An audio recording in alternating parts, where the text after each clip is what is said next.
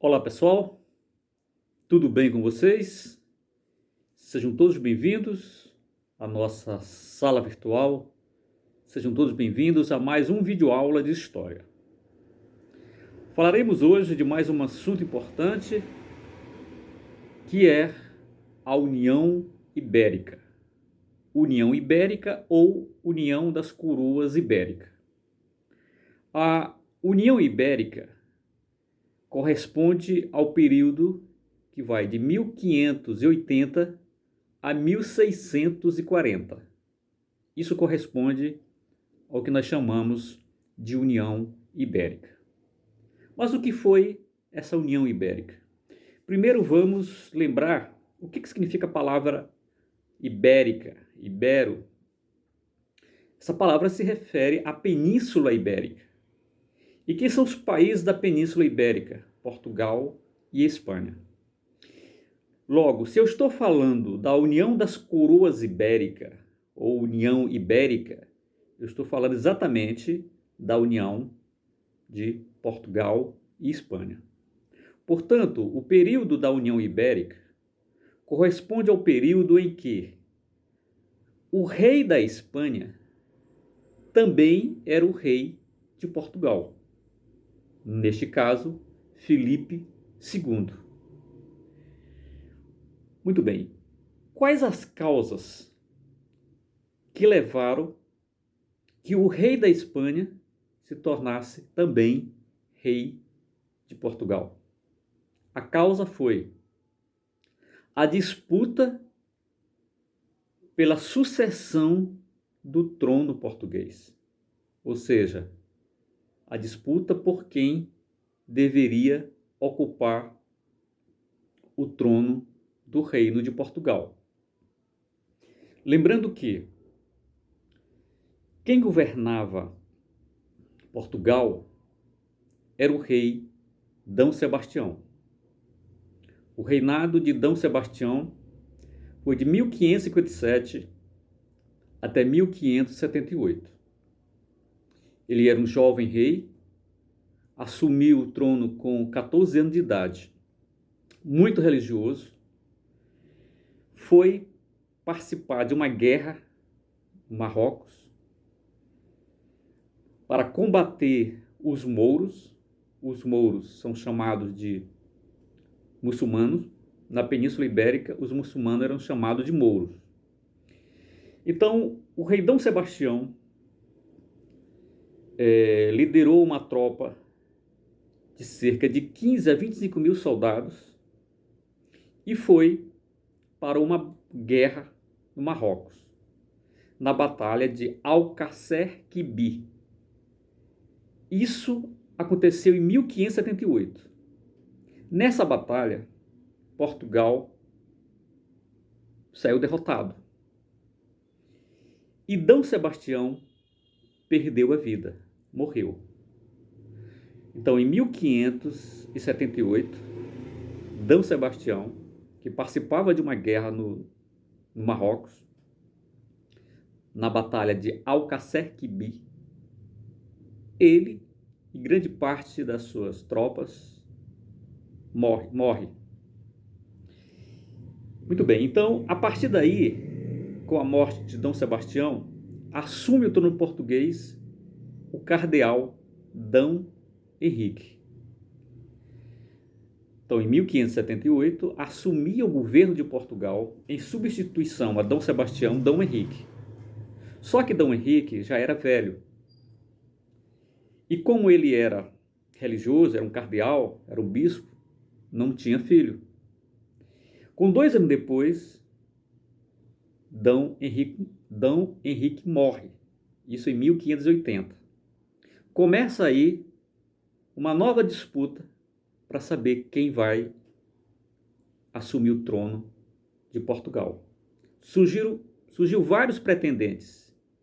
E um desses pretendentes era Filipe II, rei da Espanha. Filipe II,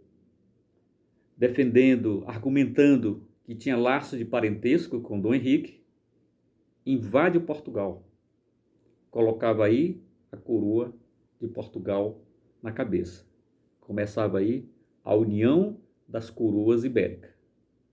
Portanto, durante a União das Coroas Ibéricas, Portugal e todas as suas colônias passou para o domínio espanhol.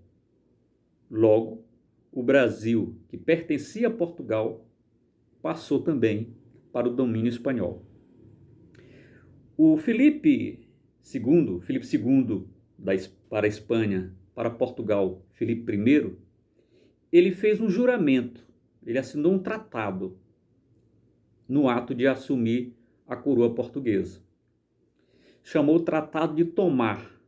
Por esse tratado, ele se comprometeu em conservar na administração os portugueses, aqueles portugueses que já estavam nos cargos, seja frente às colônias ou em Portugal, eles permaneceriam no cargo. Também foi conservado as tradições portuguesas, como também a língua portuguesa. Muito bem, falaremos agora das consequências da União Ibérica. Foram várias consequências. Primeira consequência, a anulação do Tratado de Tordesilhas. Lembre-se que o Tratado de Tordesilhas separava as terras que era de Portugal e da Espanha. Então, se nesse contexto da União Ibérica tudo pertencia à Espanha, portanto, não havia razão para que houvesse um tratado separando as terras que antes pertenciam a Portugal, uma vez que tudo agora pertencia à Espanha. E o resultado disso vai ser a ampliação do território brasileiro, que foi ocupado, que foi expandido nesse contexto em que o Tratado de Tordesilhas deixou de vigorar. A outra consequência foi a invasão estrangeira no Brasil. A exemplo da invasão dos holandeses e a invasão dos franceses. Os franceses invadiram o Maranhão e os holandeses invadiram primeiramente a Bahia e depois Pernambuco. Esses assuntos relacionados à invasão holandesa, assim como a invasão francesa, nós vamos tratar num vídeo específico sobre isso para detalhar, para especificar melhor essas invasões que ocorreram. Muito bem, o que vai acontecer também que vai motivar essas invasões? Portugal, ele tinha amizade com vários países, mas a Espanha, que era naquele momento uma das maiores potências do mundo, tinha muitos inimigos, incluindo a Holanda. Por quê? Porque os holandeses eles estavam lutando para libertar, para alcançar a sua independência da Espanha, ou seja, a Holanda pertencia à Espanha. E naquele momento, os holandeses haviam se tornado independentes recentemente dos espanhóis. Portanto, a relação entre a Espanha e a Holanda, nesse contexto, eram de inimigos. E lembrem-se que a produção de açúcar, o comércio de açúcar no Brasil, era realizado com o dinheiro dos holandeses, com o trabalho dos holandeses. Então, quando a Espanha tem domínio sobre Portugal, uma das primeiras medidas que a Espanha vai adotar é exatamente afastar os holandeses do lucrativo negócio do açúcar no Brasil. Só que os holandeses não ficaram de braços cruzados. Eles invadiram o Brasil. Mas que parte do Brasil? A parte mais rica do Brasil, a parte que era produtora da cana-de-açúcar, ou seja, o Nordeste, mais especificamente a Bahia e Pernambuco. De modo que os inimigos da Espanha passaram a ser também inimigos de Portugal. Portugal, que até então não tinha tanta inimizade, mas como estava sendo dominado pelo rei da Espanha, em virtude da união das coroas ibéricas, passou também a ter que defender a Espanha para combater os inimigos, naquele momento, da coroa espanhola, que passaram a ser também inimigo de Portugal. E o Brasil era o lado mais fraco de Portugal. Então, daí a invasão dos franceses e a invasão dos holandeses. Então, só recapitulando aqui, a União Ibérica é o período que vai de 1580 a 1640. Nesse período, a coroa de Portugal passou a ser governada pelo rei da Espanha. Daí o nome, União das Coroas Ibéricas. Então, Portugal e Espanha estavam unidos em torno de um rei só, que era o rei espanhol. Qual a causa? A disputa pela sucessão do trono português. Primeiro, após a morte de Dom Sebastião, ele é substituído por Dom Henrique. Após a morte de Dom Henrique, quem assume o trono? O rei da Espanha, Felipe II. É nesse ponto em que Felipe II substitui Dom Henrique que começa, portanto, a União das Coroas Ibéricas. Então, em 1640, terminava a União das Coroas Ibéricas, com o fato que é chamado como a Restauração Portuguesa. Ou seja, os portugueses restauram, traz de volta o poder que estava nas mãos dos espanhóis, voltava novamente para as mãos ou a cabeça de algum rei de Portugal. E essa restauração foi feita por D. João IV. D. João IV passa a ser o primeiro rei de Portugal pós-União Coroa Ibérica, a Coroa Ibérica. Então, em 1640, termina a União Ibérica. Com que acontecimento? A restauração portuguesa. Quem assume o reinado de Portugal? D. João IV. Aqui no Brasil, aconteceu em São Paulo uma revolta que chamou Revolta do Amador Bueno. É que os comerciantes, alguns proprietários de terra, de escravos, não ficaram satisfeitos com o fim da União Ibérica. Ou seja, eles prefeririam que tudo permanecesse como antes, ou seja, a Espanha dominando Portugal. Então, eles não reconheceram a D. João IV como rei.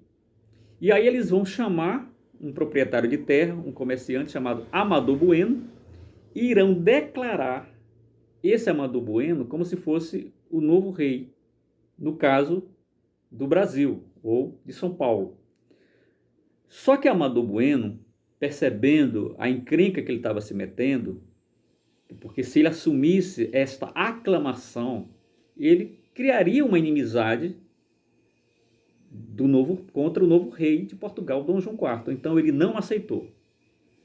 Terminava aí essa tentativa de colocar no lugar de D. João IV, já que os paulistas não aceitaram, o Amador Bueno. Só que Amador Bueno não aceitou ser coroado, não aceitou ser proclamado. Muito bem, uma curiosidade agora importante a falar para vocês, e que é o seguinte: a morte de Dom Sebastião cria um mito, chama-se sebastianismo.